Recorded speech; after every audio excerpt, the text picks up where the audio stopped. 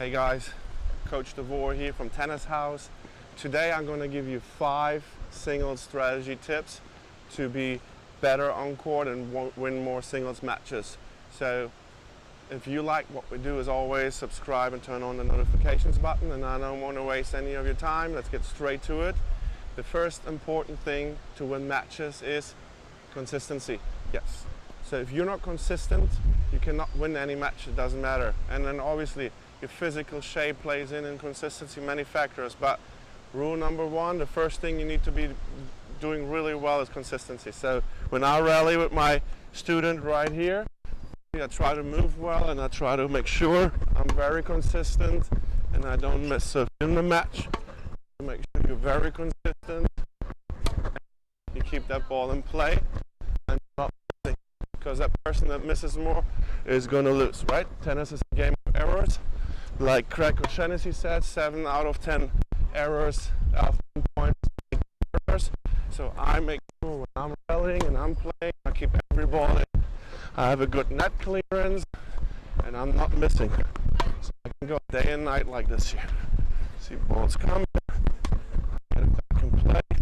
Every good session, every match should be so well done that you try to hit with one ball less. So I shouldn't miss. I shouldn't miss. All right. So that was the first thing you have to keep in mind to be a successful singles or doubles player is consistency. The next thing is you want to add to your game and improve. That will be the directionals.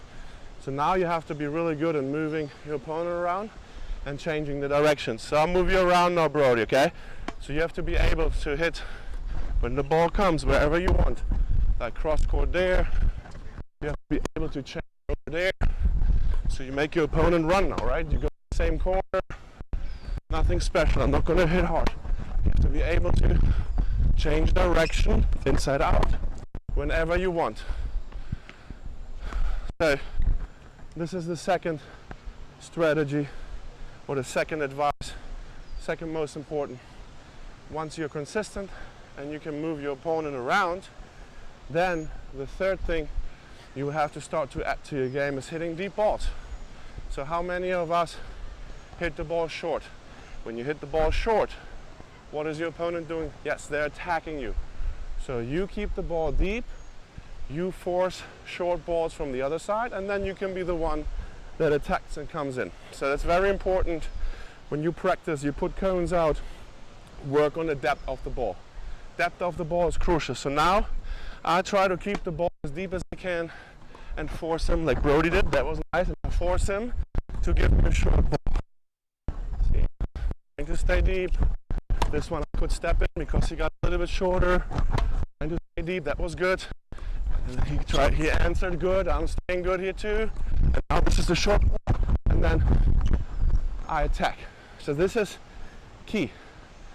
He did a good job keeping it deep, and at some point my ball was, in this case, good enough for him to hit, for me to force him to hit a short ball. Once you get a short ball, you take the initiative. And that's what it's all about. You hit a deep ball, you get a short one, you take initiative. And you take control of the court.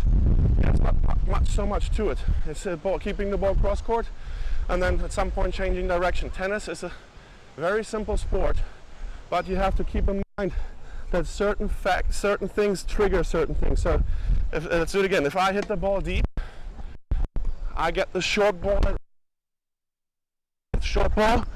I can go and start attacking it. So this was the third thing in my chain, or in my repertoire of 5 important single strategies. The fourth thing is a variation of spins. So now we get a little further in the development of a player. So if you're 3-0 and you want to be a 3-5, you should start to learn sometimes now to slice the ball, hit drop shots, you know, so little finesse things that we have to add to your game to put variety in there. And why do I say that? Is because if you hit every ball hard to your opponent, they get used to it. If you slice every ball to your opponent, they get under the ball. If you slice it, they get used to it. So it's for changing up what you're doing on the court so your opponent can't get used to it. So now I'm going to give my opponent, see how he reacts. I give him high balls, slow balls, fast balls, slice balls. So we just rally a little bit. So I start off here, the high ball again. You move a little bit, just simple, good. Now pass the ball. I messed him up already because I changed it up, right? And again, I give it back to him. First ball up. Yeah, here we go.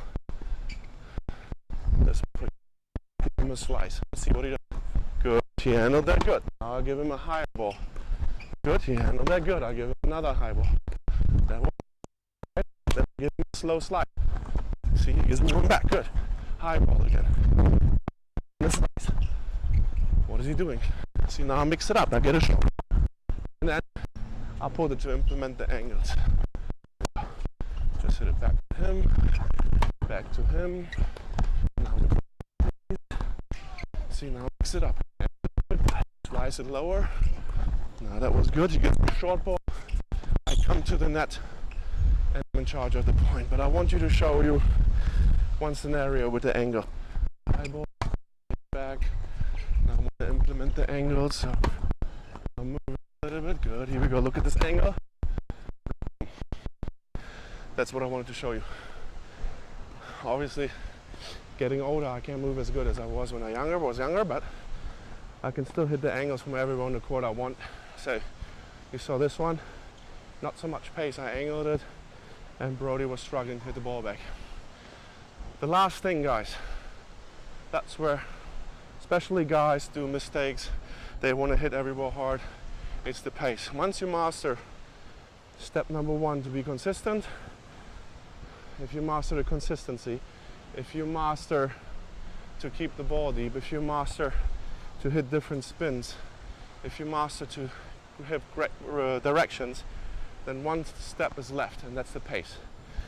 He doesn't move well enough. I'll put pressure on him. Put pressure on him. He starts to break down. But the problem is that that's the fifth thing in the chain to put power and hit the ball hard. Factors that in. See, he could go day and night and he can't do anything. Why? Because it's very, very hard. If someone masters all five things for the opponent, for him in this case, to move so good and keep a compact swing to hit those over. So that's why when I was playing, I was a hard hitter, but I had the rest as well. I could change. I was consistent, I could change direction, I had depth on my shots, and I had finesse shots, it's different spins, and on top I could hit ball fast. So try to master all the five things, and I just wanted to repeat that because every person struggles in a different area, and the best scenario is that you have all five. As always, please, if you like what I do, take a second to subscribe, share our channel with some friends, and I hope you enjoyed the video, guys.